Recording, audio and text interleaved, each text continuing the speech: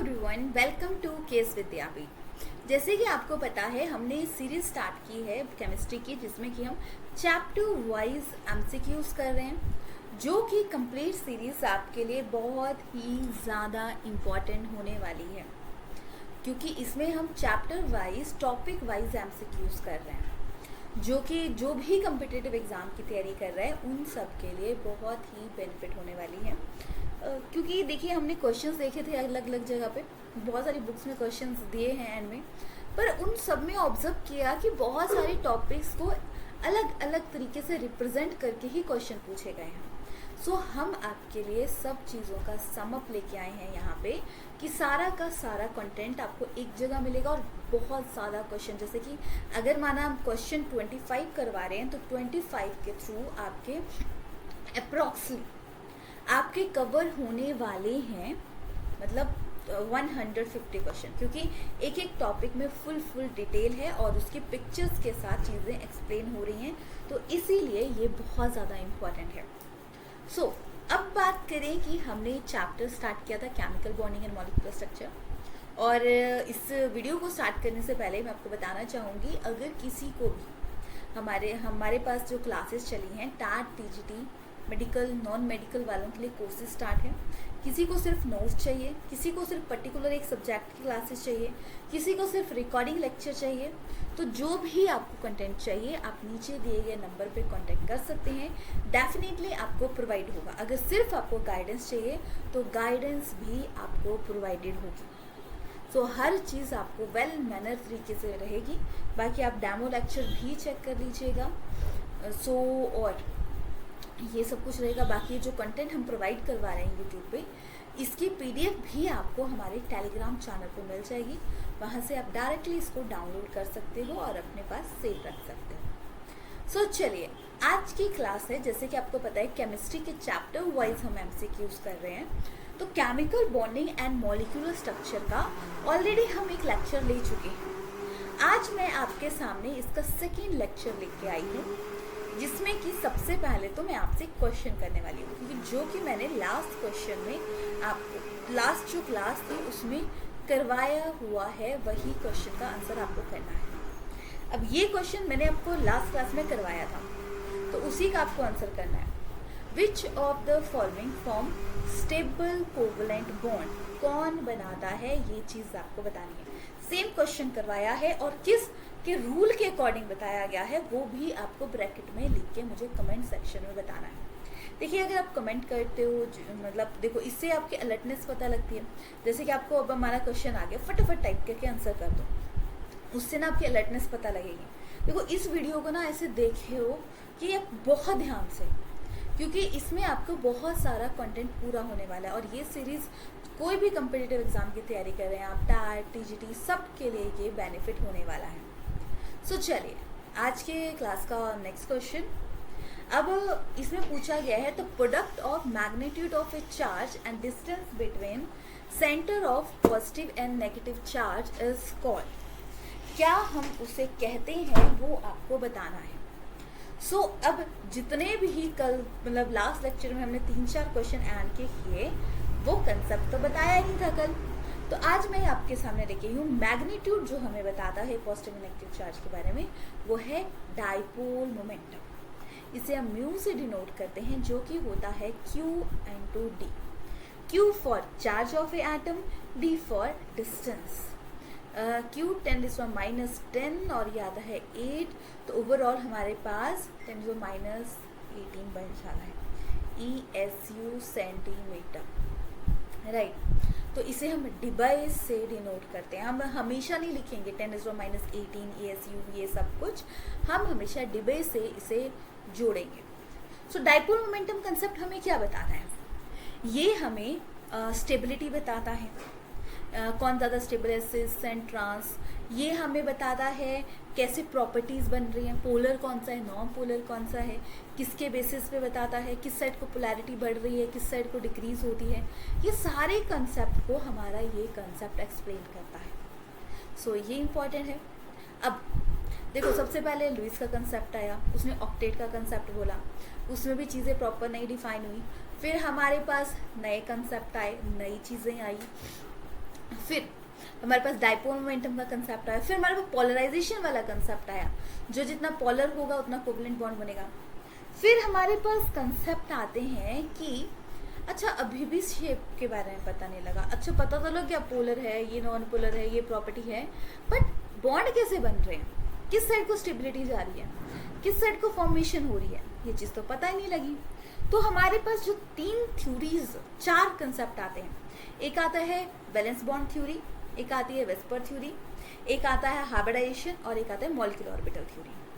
तो अब देखो ये मॉडिफाई वर्जन्स हैं जो लुईस के कंसेप्ट थे। तो सबसे पहले आती है हमारी बैलेंस बॉन्ड थ्योरी। ये बोलती है, हमें क्या बताती है, ये हमें बताती है knowledge of atomic orbital, electronic configuration के बारे में, ओवरलैपिंग क्यों कैसे बॉन्ड बताएं, प्रिंसिपल ऑफ वेरिएशन सुपरपोजिशन इसके बारे में बताती है। तो ऑल ऑफ दीज इसमें करेक्ट बन जाता है, ये पॉइंट्स लिखे हैं। The theory mainly due to Pauling, किसने दी थी, पॉलिंग ने दी थी। ये हमें सेंट्रल, और याद रखिएगा जो सिंगल एलिमेंट होगा वो सेंट्रल एलिमेंट होता है, बाकी जो 1 2 3 पॉइंट करके होंगे वो अदर्स एलिमेंट होंगे। सेंट्रल एटम मेटल आयन में भी अवेलेबल एम्प्टी, जो और याद रखिएगा कौन बॉन्ड बना रहा है, बैलेंस बॉन्ड थ्योरी क्या है, बैलेंस में जो बॉन्ड होते हैं वही पार्टिसिपेट करते हैं, ये चीज़ ये बोली। Orbital hybridize together and hybrid, दो मिलके बन रहे हैं, तो वो जो नया ऑर्बिटल बनाएंगे वो हाइब्रिड ऑर्बिटल होगा, ठीक है। वेकेंट इक्विवेलेंट एनर्जी होगी, और फर्स्ट रो ट्रांजिशन मैटर के कॉम्प्लेक्स स्ट्रक्चर बनेंगे, मेनली वही इसमें ज़्यादातर हम पढ़ते हैं, कैसे बॉन्ड बन रहा है, ये हो रहा है, ये चीज़। फिर आती है हमारी valence bond electron pair repulsion theory, right, valence shell electron pair repulsion theory. So इसमें क्या बोलता है ये, arrange themselves, central atom repulsion, molecular geometry, shape, double bond, single bond, ये सारी चीज़ें, लोन पेयर वाला कंसेप्ट ये एक्सप्लेन करता है। सो इसमें ये क्या क्या एक्सप्लेन करता है, ये कोवलेंट बॉन्ड के बारे में बात कर रहे हैं, क्योंकि आयनिक बॉन्ड खासकर तब बनते हैं जब पॉजिटिव एंड नेगेटिव चार्ज हो, ठीक है। तो बट जब बड़े मॉलिक्यूल कुछ भी बन रहे हैं तो वो कोवलेंट बॉन्ड की फॉर्मेशन में बॉन्ड बनाते हैं, ये चीज़ ये एक्सप्लेन करते हैं। Next question is Sidgwick and Powell theory of a VSEPR theory is was which further, ठीक है। अब वेस्पर थ्योरी को रिफाइन किसने किया था, तो ये नाहेलॉम एंड गिलिपाई ने किया था, याद रखिएगा किसने किया था। बैलेंस बॉन्ड थ्योरी तो किसने दी थी, पॉलिंग ने दी थी, बाकी वेस्पर थ्योरी को हमारे नाहेलॉम ने किया था। जॉन डॉबलियर की बात करें, इन्होंने पीरियोडिक टेबल में लॉ ऑफ ट्रेड्स का कंसेप्ट दिया था। हाइजेनबर्ग ने बोला था कि एग्जैक्ट पोजीशन और एग्जैक्ट मोमेंटम हम किसी का भी ऑब्जर्व नहीं कर सकते, ये चीज़ इन्होंने बोली थी, ये आपको ध्यान में रखना है। Next question is predict the correct order. अगर हम करेक्ट ऑर्डर पे प्रिडिक्ट करें तो हमारे पास राइट आंसर बन जाता है, क्या बन जाता है, लोन पेयर रिपल्शन ज़्यादा होती है। देखिए लास्ट क्लास में मैंने आपको इसके 25 क्वेश्चन करवाए थे, राइट। सो ओवरऑल इसके 60 क्वेश्चन है। देखो किसी किसी चैप्टर के, ज़रूरी नहीं कि मैंने बोला कि 25 भी करवाना है तो 25 भी करवाऊंगी, किसी किसी चैप्टर के ज़्यादा भी क्वेश्चन होंगे, राइट। तो लास्ट क्लास में हमने 25 क्वेश्चंस को डिस्कस किया था और आज हम बाकी इसके 60 क्वेश्चंस को डिस्कस करेंगे। अब डाइपोल मोमेंटम के मैंने कुछ कंसेप्ट करवा दिए थे, अब डाइपोल मोमेंटम का मेन कंसेप्ट मैंने चाहा कि मैं एक्सप्लेन करना चाहिए तो वो क्वेश्चन मैंने ऐड ऑन कर दिया था, राइट। सो अब बैलेंस बॉन्ड थ्योरी में मेन चीज़ तो लोन पेयर बॉन्ड पेयर के बारे में एक्सप्लेन हुई है, वो चीज़ हम पढ़ेंगे। सो किसमें रिपल्शन ज़्यादा होती है, तो सबसे ज़्यादा होती है लोन पेयर, फिर लोन पेयर बॉन्ड पेयर। ये देखो balance bond theory, VSEPR theory की मेन कंसेप्ट था जो कि इन्होंने एक्सप्लेन किया था। Next, type of bond in calcium carbon, मतलब कार्बाइड, क्या क्या बॉन्ड बनते हैं ये आपको बताना है। सो याद रखिएगा कि कैल्शियम कार्बाइड ये ट्रिपल बॉन्ड बनाते हैं। सो इसका क्या मतलब है, इसका मतलब है ये 1 सिग्मा और 2 पाई बॉन्ड बनाता है। तो हमारे पास 1 इज सिग्मा है ना, और 2 पाई, यानी ऑप्शन डी हमारा करेक्ट होता है। अब बात करते हैं सिग्मा एंड पाई बॉन्ड क्या होते हैं। देखिए याद रखिएगा, sigma bond head to head over पर more powerful, more stronger internuclear axis participate कर s s s p p p bond बनाते हैं, जबकि पाई बॉन्ड लिटरल ओवरलैपिंग होती है। ठीक है, लोअर ये ज़्यादा स्टेबल नहीं होते, बट स्टिल आप देखोगे कि सिंगल बॉन्ड बन रहा है तो वो कम स्टेबल है, पर डबल बॉन्ड ट्रिपल बॉन्ड बन रहा है तो ज़्यादा स्ट्रॉन्ग बॉन्ड बन रहे हैं। ऐसा क्यों? देखिए, बेशक पाई बॉन्ड उतना स्ट्रॉन्ग बॉन्ड नहीं होता, बट इसके साथ एक अकेला सिग्मा होगा, बाकी साथ में दो दो थोड़े थोड़े हेल्प करने वाले भी होंगे। ज़्यादा भी हेल्प नहीं करेंगे, मतलब थोड़ा थोड़ा भी हेल्प करें तो ओवरऑल पूरी स्टेबिलिटी रहेगी। तो उस कारण ये सिग्मा एंड पाई बॉन्ड मतलब वीक बॉन्ड होता है, बट फिर भी बन रहा है तो वो स्ट्रॉन्ग ही होगा कंपेयर टू अकेले सिग्मा के, क्योंकि पाई बॉन्ड तब बनेगा ना जब सिग्मा भी होगा। तो सिग्मा की स्ट्रेंथ अब तो अपने आप आ गई, फिर पाई की अपने आप नेक्स्ट आ जाएगी, राइट। सो ये याद रखना है। Next, in the formation of a bonding molecular orbital, अब देखो बॉन्ड बन रहे हैं, 2 electron wave of bonding atom reinforce each other due to, किस वजह से होती है? तो देखो वो होती है कंस्ट्रक्टिव, क्योंकि न्यू बॉन्ड बन रहा है तो वो कंस्ट्रक्ट हो रही हैं चीज़ें, तो कंस्ट्रक्टिव इंटरफेरेंसेस में राइट आंसर आ जा रहा है। देखो वेव्स हैं, ठीक है, कंस्ट्रक्टिव ये, और डिस्ट्रक्टिव होता है जैसे ये है माइनस हो गया तो ये सीधी लाइन बन गई, ये है डिस्ट्रक्शन। अब जो भी चीज़ बन रही है वो कंस्ट्रक्टिव है, याद रखिएगा। Next concept is, in case of bonding molecular orbital the electron material density is always, कैसी रहती है? सो याद रखिएगा, ये डेंसिटी न्यूक्लियाई के बीच में बॉन्ड बनता है। किसके बीच में बनता है? न्यूक्लियाई के बीच में बॉन्ड बनता है, ये आपको ध्यान में रखना है। ये ना स्टेटमेंट है, कैसे बॉन्ड बन रहा है, कब बन रहा है, कैसे फॉर्मेशन हो रही है, उसके बेसिस पे।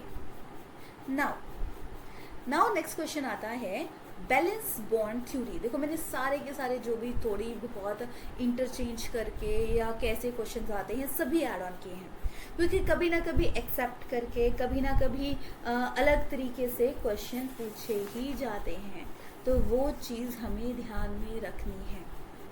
ठीक है, तो याद रखिएगा, valence bond theory explain the shape of molecule directly property in a bond poly atomic molecule. तो ये बोलता है ओवरलैपिंग एंड हाइब्रिडाइजेशन, मतलब बोथ ए एंड बी का कंसेप्ट को ये एक्सप्लेन करते हैं, राइट। अब चलिए, according to Pauling valence bond theory दी थी, तो इसमें सीधी सी बात है, अभी बात की थी हाइब्रिड की बात की है, तो ओवरलैपिंग हो रही है तभी हाइब्रिडेशन हो रही है, तो हाइब्रिड ऑर्बिटल ये फॉर्मेशन हो रही है। तो ऐसे ऐसे इंटरप्रेट करके क्वेश्चन आ जाते हैं। अब देखो पॉलिंग का कंसेप्ट आया, सबसे पहले लुईस का कंसेप्ट आया, dot structure, octet rule, formal charge, सब चीज़ें आई। फिर हमारे पास बैलेंस बॉन्ड थ्योरी, वेस्पर, ठीक है, वेस्पर थ्योरी ये आया। फिर सबसे जो फेमस चलती है वो है हाइब्रिडाइजेशन का कंसेप्ट, जिसमें उन्होंने शेप, सिमेट्री, ज्योमेट्री हर चीज़ एक्सप्लेन की। तो ये कैसे बनता है, तो इन्होंने बोला कि जब भी कोई बॉन्ड बन रहा है तो उसमें उसकी बैलेंसिंग, ठीक है, सबसे पहले तो हमें सेंट्रल एटम के इलेक्ट्रॉनिक कॉन्फिगरेशन पता होनी चाहिए, वो बॉन्ड बनाएगा। फिर जब भी, और हर कोई हर किसी के साथ नहीं बॉन्ड बनाएगा, वो स्टेबिलिटी के बेसिस पे ही बॉन्ड बनाएगा, ये चीज़ उसमें बोली थी।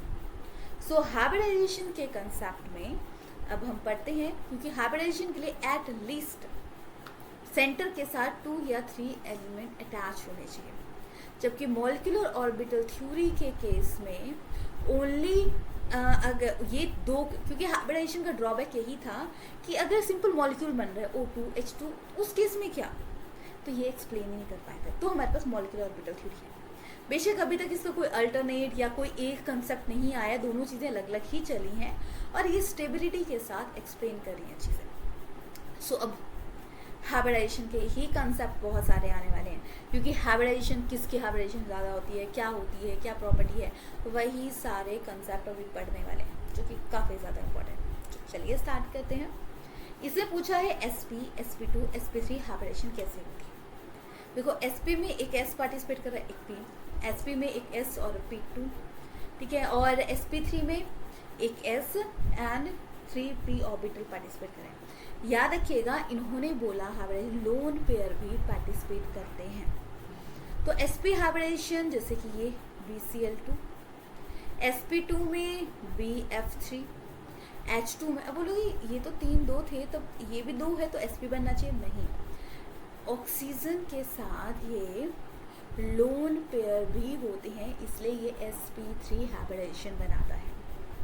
देखो इसके लिए आपको हाइब्रिडाइजेशन का कंसेप्ट को समझना पड़ेगा कि क्या बोला क्या है हाइब्रिडाइजेशन में, क्योंकि वो काफ़ी ज़्यादा इम्पोर्टेंट कंसेप्ट बन जाता है कि हाइब्रिडाइजेशन कैसे बन रही है, क्या फॉर्मेशन हो रही है, क्या हो रहा है, वो सारा इम्पोर्टेंट बन जाता है।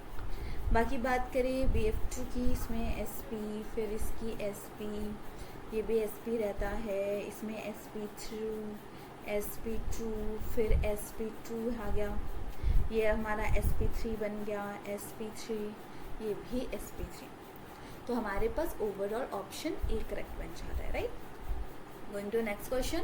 अब सारे ना हाइब्रिडाइजेशन से रिलेटेड क्वेश्चन होंगे जो भी आज तक आए हैं, ये पॉसिबल भी हैं क्योंकि हम इसके सारे के सारे ऑप्शंस को भी डिस्कस कर रहे हैं जो कि काफ़ी ज़्यादा इंपॉर्टेंट है। मैक्सिमम एस करेक्टर प्रेजेंट है, तो मैक्सिमम एस करेक्टर रहता है, देखो अब 2 चीज़ें हैं, 100% में से 2 चीज़ें हैं, तो 50 एक होगा 50 दूसरा होगा, तो sp में सबसे ज़्यादा एस करेक्टर रहता है। ये क्वेश्चन आता है कि डायगोनल हाइब्रिडाइजेशन अदर नेम, तो वो है sp। अब sp2 है, 3 चीज़ें हैं तो 3 में डिवाइडेड है, तो इसको ज़्यादा मिल गया 2 को, तो ये कितना बचा 33%, ये भी 33, ये भी 33, ओवरऑल p तो 66 आ गया, तो यहाँ पे p करेक्टर ज़्यादा है। sp3 में 25 4 हिस्से बन गए तो सिर्फ 25% एस करेक्टर आया। तो हो सकता है कभी क्वेश्चन ये आ जाए सबसे कम एस करेक्टर कब रहता है, सबसे ज़्यादा एस करेक्टर क्या कब रहता है। सो ओवरऑल से कोई भी क्वेश्चन आ सकता है, ऐसा कुछ नहीं है कि एक ही चीज़ आएगी, कुछ भी क्वेश्चन किसी भी तरीके से आ सकता है। ओवरऑल सारे इंपॉर्टेंट हैं।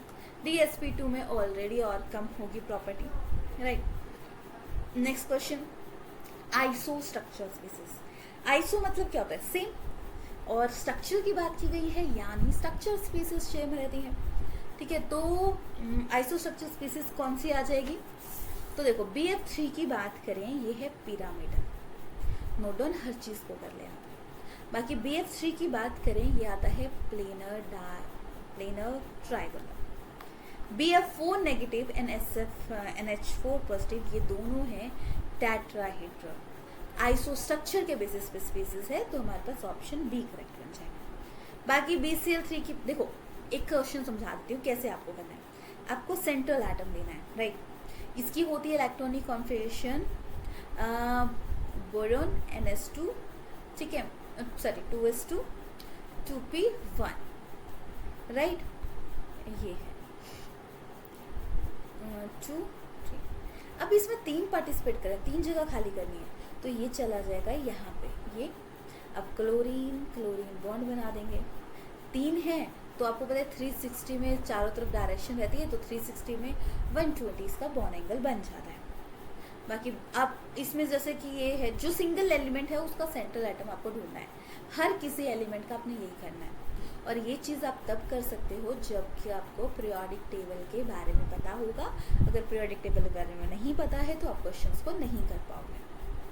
चलिए ये देखो, ये चार्ट आपको एक बार ध्यान में रख लेना है, किसकी हाइब्रिडेशन कैसे रहती है, क्या रहता है क्या नहीं रहता, ये सारे क्वेश्चन पूछे जाते हैं।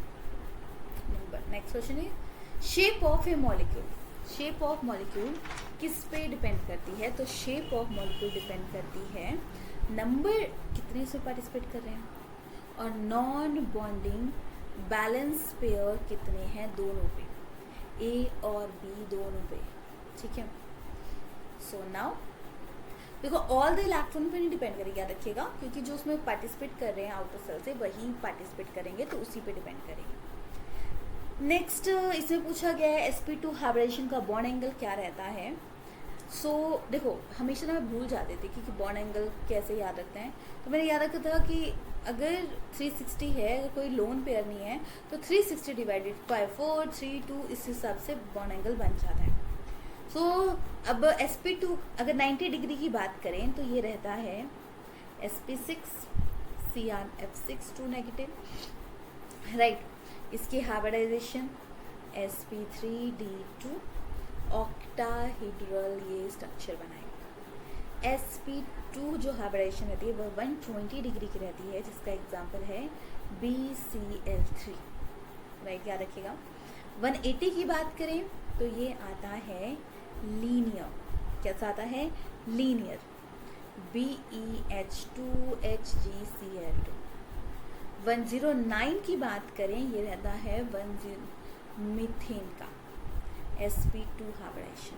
और याद रखिएगा ये जो इतने सारे पॉइंट बता रही हूँ, तो कभी क्वेश्चन हाइब्रिडाइजेशन से आ जाता है, कई बार बॉन्ड एंगल से आ जाता है, कोई भी अल्टरनेट क्वेश्चन कोई भी आ सकता है, तो ये याद रखना है आपको। नेक्स्ट क्वेश्चन इज, देखो ये सारा दिया है, ये आपको एक बार ध्यान में रख लेना है कि कैसे आपको कैलकुलेट करना है। स्ट्रक्चर ऑफ ए IF7, देखो चलो मैं इसको पूरा करवाती हूँ। I है, कितनी है इलेक्ट्रॉनिक कन्फर्मेशन, NS2 NP5, 1 कम रहता है। अब 2 हम ड्रॉ कर देंगे 5, राइट। सो 1 2 3 4 5, किसमें कितने पार्टिसिपेट कर रहे हैं, इसमें 7, 7 के लिए जगह खाली करनी पड़ेगी। तो ये क्या करेंगे, 3 है, ये शिफ्ट कर जाएंगे d ऑर्बिटल में। आपको पता है d के 1 2 3 4 5 ब्लॉक्स होते हैं। सो इसका ये शिफ्ट नेक्स्ट में हो जाएगा, ये इससे नेक्स्ट में, ये इससे नेक्स्ट, मतलब 3 और खाने बच जाएंगे। तो 1 2 3 4 5 6 7 बन गया। 7 से साथ में 7 फ्लोरीन बॉन्ड बना दिया। तो क्या हाइब्रिड, एक S पार्टिसिपेट कर रहे हैं, 3 P, sp3d3, तो ये sp3d3 हाइब्रिडाइजेशन की बनती है। और अगर ओवरऑल इतना ना कैलकुलेट करके आपको सिर्फ ये चेक करना है, तो आपने कितने इसके बैलेंस सेल में हैं और कितने पार्टिसिपेट कर रहे हैं, तो उसको प्लस करके हाफ करके 14/2 कर दे, 7 इसकी से आ जाएगी। और 7, अब 7 नंबर है तो 7 इसमें पार्टिसिपेट कर रहे हैं, माना 2 आंसर आता है ऐसे करके, तो sp हाइब्रिडाइजेशन होती। 3 आता तो sp2 होती, 4 आता तो sp3 होती, 5 इसका आंसर आता तो sp3d होता, 6 आता तो sp3d2 होता। तो ऐसे करके 7 है तो इसमें आ जाएगा d3 हाइब्रिडाइजेशन। तो ऐसे याद रखना है आपको, बैलेंस, ये आपको फॉर्मूला याद होना चाहिए। सो इसमें पेंटागोनल बाई पिरामिडल बनाता है। स्क्वायर पिरामिडल ये है DSP3, trigonal bi pyramidal sp3d, octahedral sp3d2। बस वही है ना, कोई भी एलिमेंट होगा उसका आपको यही निकालना है, बैलेंस और कितने उसे पार्टिसिपेट कर रहे हैं। और माना अगर कोई कैटायन और एनायन है तो उसमें उसको प्लस माइनस करके आप कैलकुलेट कर लेना है।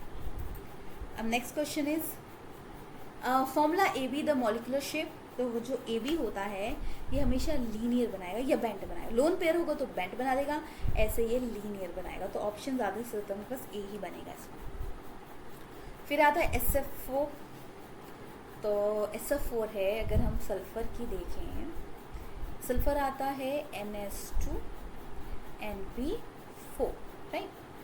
सो ये बना रहे हम 1 2 3 4, 4 जगह खाली करनी है तो सिर्फ यही शिफ्ट होगा D में, राइट। 4 जगह खाली होगी, एक लोन पेयर बन रहा है तो ये बन गया लोन पेयर, ये F, ये F, ये F, ये F, तो ये क्या शेप बना देगा, C शॉ।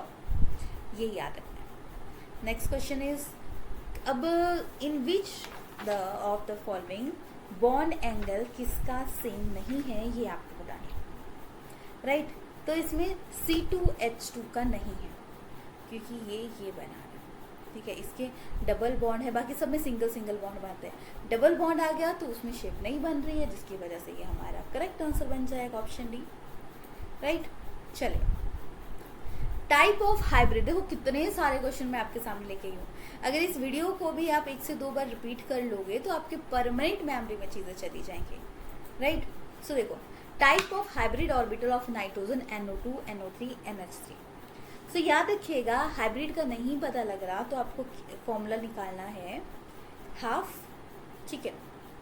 बैलेंस में कितने हैं, ठीक है, मतलब और कितने मोनोवेलेंट एटम हैं, माइनस केटाइन प्लस एनाइन, अगर पॉजिटिव या नेगेटिव चार्ज है तो, नहीं है तो सीधे से आप वैल्यू निकाल लोगे।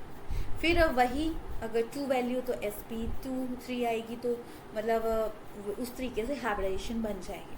ठीक है, 7 जैसे कि हमने पढ़ा sp3d2, अगर 6 आएगी sp3d2, मतलब ऐसे हमारे पास बॉन्डिंग बन जाएगी, जो कि मैंने आपको अभी बताया था। कंसेप्ट यहाँ लिखा होगा, मैंने सोचा क्यों, देखो 2 आया तो sp3 होगा तो sp2, 4 होगा तो sp3, मतलब वैसे बैलेंस ही बन जाएगी आपके पास। ठीक है, अब नेक्स्ट की बात करें तो इसमें देखोगे आप, तो इसमें सिर्फ, अब देखो हमेशा ना आपको अगर सिर्फ हाइब्रिडेशन पूछी है तो आपको हर चीज़ ड्रॉ करने की जरूरत नहीं है, आपको सिर्फ ये फॉर्मूला लगा के सॉल्व करना है। तो इसमें हाइब्रिडेशन बन जाएगी sp sp2 and sp3, right. So now next question is which of the following molecule all bond are not equal. तो यहाँ पे PCl5 के बॉन्ड इक्वल नहीं होंगे, क्योंकि ये बनाता है ट्राइगोनल बाइपिरामिडल। अभी जो 3 बॉन्ड हैं ये स्ट्रॉन्ग बॉन्ड बन जाएंगे, अभी इसके 5 बॉन्ड बन रहे हैं तो ये एक्सियल बॉन्ड बनेंगे, और एक्सियल ये स्ट्रॉन्ग है तो ये इनको रिपेल कर देगा, जिसकी वजह से इसके बॉन्ड इक्वल नहीं रहेंगे, right. 90 degree and 120 degree bond angle रहता है। SF6 की बात करें 90 डिग्री, इसका स्ट्रक्चर ऐसा बनता है तो सारे बॉन्ड इक्वल हैं। BF3 का ट्राइगोनल बनता है तो इसके भी सभी बॉन्ड सेम है। AlCl3 का भी ट्राइगोनल बनता है, इन दोनों की हाइब्रिडेशन भी सेम है, sp2। Next case, same shape कौन सी रहती है, तो सेम शेप रहती है इसमें, तो वो आइसो स्ट्रक्चर, कितने सारे क्वेश्चन आए हैं। सो ये रहता है XeF2 का और IF2 का, जैसे ट्राइगोनल बाइपिरामिडल इनकी शेप है, हाइब्रिडेशन है, sp3d हाइब्रिडेशन है, शेप आपकी आ गई, और लीनियर ये स्ट्रक्चर बनाता है, तो ये आ गया। नेक्स्ट, तो molecular orbital like atomic orbital fill according with, किसके अकॉर्डिंग होते हैं। देखो अवर प्रिंसिपल बोलता है लोएस्ट एनर्जी पहले फिल होगी फिर हाई, पॉलिंग बोलता है no 2 electron have the fully fill, Hund's rule बोलता है half fill and fully fill more stable. तो अकॉर्डिंग टू जो भी मॉलिक्यूलर ऑर्बिटल फिल होते हैं वो सभी ऑल ऑफ द अबव के अकॉर्डिंग ही होते हैं, क्योंकि सारे के सारे कंसेप्ट को एक्सप्लेन कर रहा है। Next, not correct view of a molecular orbital theory, तो इनमें से जो करेक्ट नहीं है, Ba2 not stable, yes, helium tube not stable but accepted to exist, ये भी है। बॉन्ड है strength of a N2 is the maximum diatomic molecule belonging to second period, ये भी है, ये शो नहीं होता, ठीक है, नॉट करेक्ट, क्योंकि ये ऑर्डर अलग तरीके से चल रहा है। ये देखना, ये हमारे मॉलिक्यूलर ऑर्बिटल थ्योरी के कंसेप्ट से ये इस तरीके से फिलिंग होती है, जब तक देखो O2 F2 का, और ये molecular orbital theory level homo nuclear atom, तो ये कंसेप्ट आ जाता है। इसमें आपने जैसे कि फिलिंग होती है, फिलिंग याद रखिएगा, ये मॉलिक्यूलर ऑर्बिटल थ्योरी का कंसेप्ट काफ़ी डिटेल में आता है, जो कि आपको ध्यान में रखना है। अब सिंगल मॉलिक्यूलर ऑर्बिटल थ्योरी मैं आपको अलग से एक्सप्लेन करूँगी, क्योंकि ऐसे ही मैं क्वेश्चन में बताऊँगी तो आपको इतना समझ नहीं आएगा। अब मॉलिक्यूलर ऑर्बिटल थ्योरी हमें एक तो ये बताती है कि देखो मैं बताती हूँ, ये हमें डाईमैग्नेटिक पैरामैग्नेटिक के बारे में बताती है, ये हमें बॉन्ड ऑर्डर के बारे में बताती है, स्टेबिलिटी के बारे में बताती है, ठीक है, और ये बताएगी कैसे बॉन्ड बनेगा, यानी बॉन्ड लेंथ, बॉन्ड स्ट्रेंथ, हर चीज़ के बारे में बताती है, ठीक है, तो ये याद रखिएगा। नेक्स्ट कंसेप्ट आता है which of the following molecular orbital field after the मतलब मॉलिक्यूलर ऑर्बिटल, तो ये आता है हमारे पास N2, ठीक है, ये याद रखिएगा। Next concept same bond order, देखो बॉन्ड ऑर्डर निकालने के लिए आपको मॉलिक्यूलर ऑर्बिटल थ्योरी का कंसेप्ट आना चाहिए, तो इनमें से किसका रहेगा, तो याद रखिएगा, जैसे कि माना बॉन्ड ऑर्डर में क्या होता है, bonding minus anti bonding upon 2, तो हमें देखना पड़ेगा बॉन्डिंग में कितने बॉन्ड बन रहे हैं और एंटी बॉन्डिंग में कितने। तो जैसे O2 है दो आपको पता है p ऑर्बिटल है, जैसे किसका 1 2 3 4, दूसरा आ जाता है इसका 1 2 3 4। नेगेटिव का मतलब क्या होता है, एक आ गया। सो अब देखो नीचे हम इसमें बॉन्डिंग फिल कर रहे हैं, तो हमने पहले हाफ फिल करें 1 2 3 4 5 6 7 8 9, तो ये 6 फिल हो गए, 9 फिल करने हैं, 6 7 8 9, 3 और, तो हमारे पास बॉन्डिंग में कितने बच गए, हमारे पास बॉन्डिंग में 6 और एंटी बॉन्डिंग में 3/2, 3/2, 1/2, इसका आंसर आ जाएगा, sorry 1/5। Same as it is इसका भी रहेगा। फ्लोरीन के केस में आप एक और ऐड ऑन हो जाता है, ठीक है, सेम ये बनेगा। फिर पॉजिटिव का मतलब है एक लॉस करना, लॉस मतलब आप यहाँ से रिमूव कर दो, एक कर दिया तो सेम यही ट्रेंड बनेगा, तो इसके कारण आपका आंसर बन जाएगा सी और डी, राइट। नेक्स्ट क्वेश्चन भी यही है, देखो याद रखिएगा, अभी जो बॉन्डिंग नॉन बॉन्डिंग बन रही है, ये अगर फुली फिल है तो वो बॉन्ड बन रहा है, क्या बॉन्ड बन रहा है, अगर वो फुली फिल है तो वो बॉन्ड बन रहा है डाईमैग्नेटिक कंपाउंड, और अगर हाफ फिल है या कम फिल है तो वो बन जाता है पैरामैग्नेटिक, मतलब मैग्नेटिक प्रॉपर्टी उसमें शो होगी। तो इसमें कौन सा पैरामैग्नेटिक है, तो O2 एंड N2NO इसका पैरामैग्नेटिक रहता है। Next, decreasing order of stability, stability के लिए देखो आप पता है हमने पढ़ा था, बॉन्ड ऑर्डर अगर हाई है तो कंपाउंड स्टेबल होगा, तो O2 का बॉन्ड ऑर्डर 2, O2 पॉजिटिव का 2.5, O2 नेगेटिव का देखो कैसे निकाला, हाइब्रिडाइजेशन, ये देखो मॉलिक्यूलर ऑर्बिटल थ्योरी का कंसेप्ट। सो बॉन्डिंग नॉन बॉन्डिंग अपॉन 2, 1.5, ये 3, तो जो जितना ज़्यादा बॉन्ड ऑर्डर बनाएगा वो ज़्यादा स्टेबल होगा, यानी O2 2 पॉजिटिव ज़्यादा स्टेबल है, राइट। फिर उसके बाद O2 negative, O2 positive, O negative. So यहाँ पे हमारे पास ऑप्शंस में O2 पॉजिटिव, फिर O2 पॉजिटिव, फिर O2 नेगेटिव, तो ऑप्शन हमारे पास यहाँ पे सही। तो कई बार ये स्टेबिलिटी पे पूछा जाता है, बॉन्ड लेंथ पे पूछा जाता है, तो बॉन्ड लेंथ अपोजिट हो जाती है, बॉन्ड स्ट्रेंथ पे, बॉन्ड ऑर्डर पे पूछा जाता है, तो याद रखिएगा जितना ज़्यादा बॉन्ड ऑर्डर होगा उतना ज़्यादा वो स्टेबल होगा। यहाँ पे ऑप्शन में O2 नेगेटिव नहीं, पॉजिटिव नहीं था, तो देखिए कोई भी मॉलिक्यूल का कोई भी कंपाउंड आपको पूछ सकते हैं, बस आपको बॉन्डिंग एंड नॉन बॉन्डिंग का कंसेप्ट पता होना चाहिए कि कैसे ये बन रहा है। एक बार आपको इस कंसेप्ट को समझने के लिए, मतलब इस क्वेश्चंस को अच्छे से समझने के लिए, देखो हर किसी के कंसेप्ट को नहीं बोल रही हूँ मैं पढ़ने को कि हाँ पढ़ो ही, बट जिस सब टॉपिक के मैं कंसेप्ट को बोल रही हूँ कि हाँ पढ़ो ये करो, तो उन कंसेप्ट को पढ़ो क्योंकि उससे क्वेश्चंस आते हैं, ठीक है। जैसे मॉलिक्यूलर ऑर्बिटल थ्योरी है, ये आपको पूरा का पूरा स्टार्टिंग से कंसेप्ट पढ़ना पड़ेगा, क्वेश्चंस करें हो गए, समझ आ गया कि बॉन्डिंग एंड नॉन बॉन्डिंग का कंसेप्ट क्या होता है, ठीक है। अब देखो अगर आप स्कूल लेवल की तैयारी कर रहे हैं तो आपके लिए बहुत ज़्यादा, क्योंकि स्कूल लेवल में ये चार्ट ज़रूर पूछा जाता है कि XY पहले आएगा, Z पहले फिल होगा, क्या फिल होगा, देखो तो याद रखिएगा ये तब तक केसेस हैं जब हाफ फिल थे, जब हाफ फिल से ज़्यादा बन लेते तो ये केस बन जाएगा, याद रखिएगा, ठीक है, क्योंकि Z पहले पार्टिसिपेट करता है फिर XY पार्टिसिपेट करते हैं, पर जिसका Z पहले ही फिल है तो उस केस में XY पहले फिलिंग होगी, ये याद रखना है आपने, ठीक है। तो ये केस आता है, बाकी ये तब इम्पॉर्टेंट है अगर आप स्कूल लेवल के एग्जाम पर कम्पिटिटिव पॉइंट ऑफ व्यू से देख रहे हो, तो आपको ये चीज़ याद रखने की ज़रूरत नहीं है, आपको बस ये याद रखना है मॉलिक्यूलर ऑर्बिटल थ्योरी में आपको कोई भी एलिमेंट बोला है H2, F2, S2, तो वो एक साइड बना दिया, एक दूसरे साइड बना दिया, 3 है तो नीचे भी 3, पहले नीचे वाला फिल करने हैं फिर ऊपर वाले फिल करने हैं, bonding minus anti bonding upon 2 करके आपने उसका बॉन्ड ऑर्डर निकाल लेना है।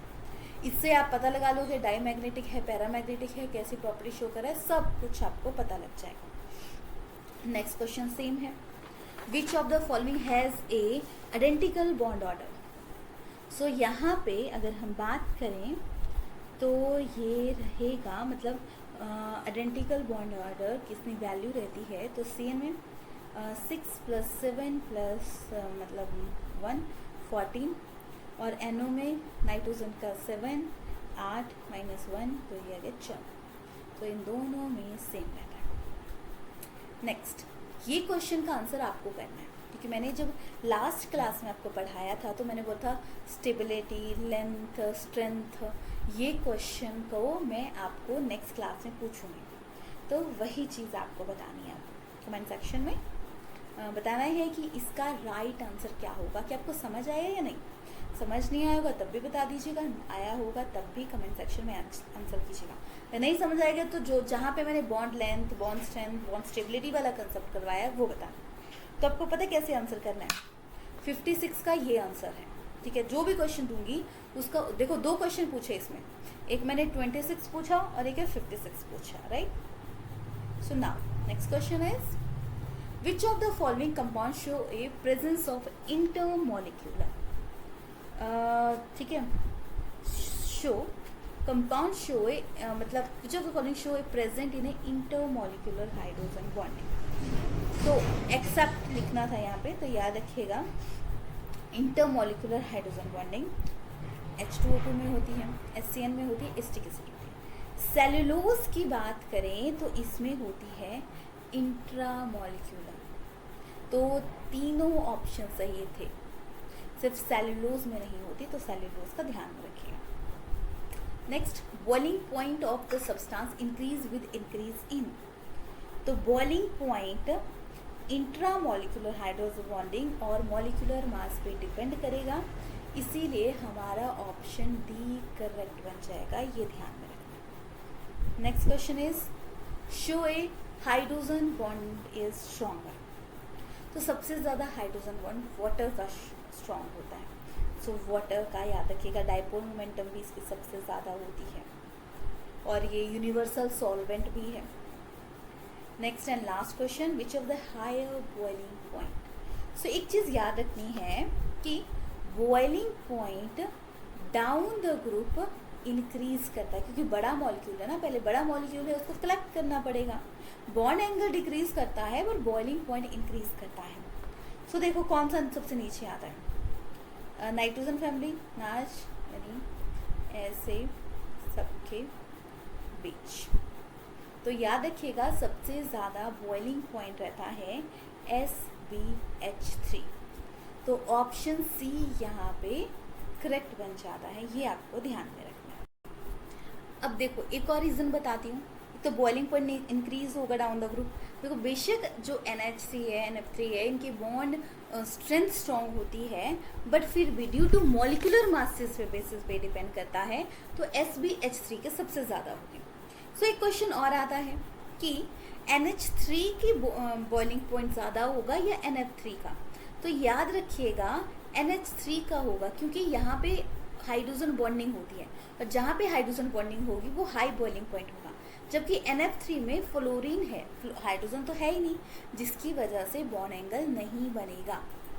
सो ये चीज़ आपको ध्यान में रखना है, क्यों बनेगा, क्यों नहीं बनेगा, कैसे बनेगा, ये सारे कंसेप्ट को आपको ध्यान में रखना है, क्योंकि ये सारे के सारे काफ़ी ज़्यादा इम्पॉर्टेंट है, राइट।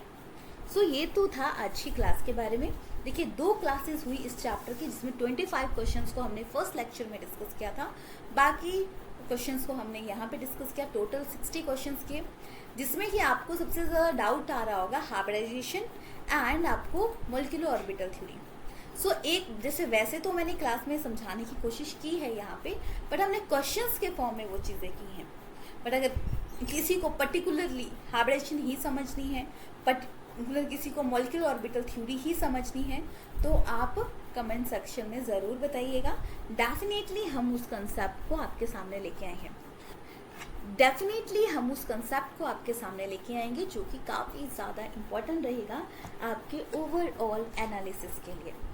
सो ये तो थी पूरी क्लासेस, जो कि आपको ध्यान से पढ़नी है, समझनी है, अंडरस्टैंड करनी है, जो कि आपको काफ़ी फ़ायदा देने वाली है। सो राइट, बाकी किसी को भी कोई डाउट होगा कमेंट सेक्शन में ज़रूर बताइएगा। कोई सजेशन, कोई एनी न्यू आइडिया, तो वो भी आप शेयर कर सकते हैं। और अगर आपको हमारी वीडियोस हेल्पफुल लगती हूँ तो प्लीज़ लाइक शेयर सब्सक्राइब कीजिएगा, क्योंकि आपके लाइक शेयर हमें मोटिवेट करते हैं और बेटर काम करने के लिए। Thanks for watching.